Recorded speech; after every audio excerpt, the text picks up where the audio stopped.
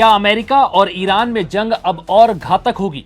क्या Iran America पर अब किसी भी हाल में भरोसा नहीं करेगा? 14 दिन का सीज फायर आखिर क्यों 24 घंटे भी नहीं टिक पाया?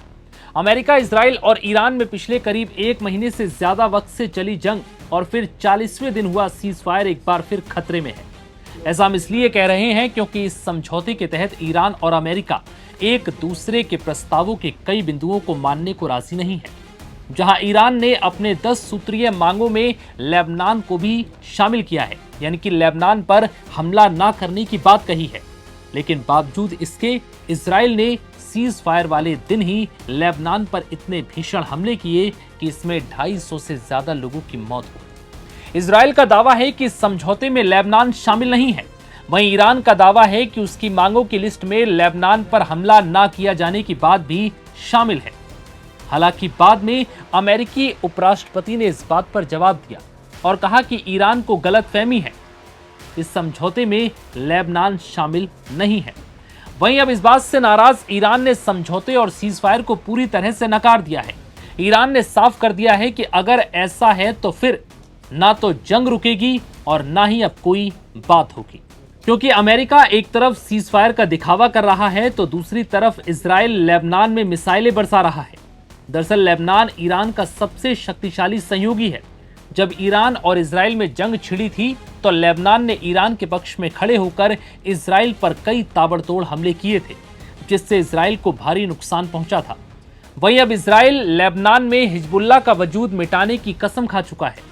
इजराइल का मानना है कि अब इस माहौल में अगर वो पीछे हटा तो लेबनान पर हमले कम करने की अगर कोशिश की तो कल यही हिजबुल्लाह इजराइल के लिए बड़ा खतरा बनकर उभरेगा।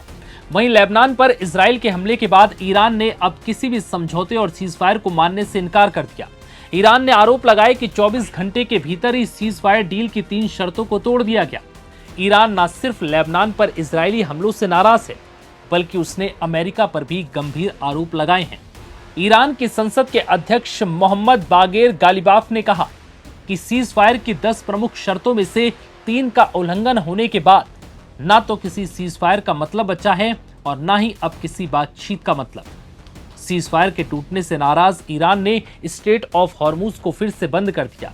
ईरान की सरकारी समाचार एजेंसी फार्स के अनुसार इजराइल द्वारा लेबनान में हमास समर्थक संगठन हिजबुल्लाह के खिलाफ किए जा रहे हमले में अब तक 250 लोगों की मौत हो चुकी है, जबकि 800 से ज्यादा लोग घायल हैं। इन्हीं हमलों के विरोध में ईरान ने हॉर्मुज स्ट्रेट को बंद करने का फैसला लिया। बता दें कि ईरान और अमेरिका के बीच सीज फायर को लेकर बुधवार को सहमति बनी थी। इस समझौते के तहत ईरान को पूरी सुरक्षा के साथ हॉर्मुज स्ट्रेट खोलना था, जिससे कि दुनिया भर में वैश्विक ऊर्जा की आपूर्ति आसानी से हो सके। लेकिन इससे पहले ही ये सब सुचारू ढंग से चलता, इजराइल ने लेबनान पर हमला कर पूरे सीज फायर को खतरे में डाल दिया। अब ऐसे कयास लगाए जा रहे हैं कि ये सीज फायर जल्द ही पूरी तरह से टूट सकता है और एक बार फिर अमेरिका, ईरान और इजराइल में भीषण जंग देखने को मिल सकती है। नवभारत टाइम्स की रिपोर्ट में फिलहाल इतना ही।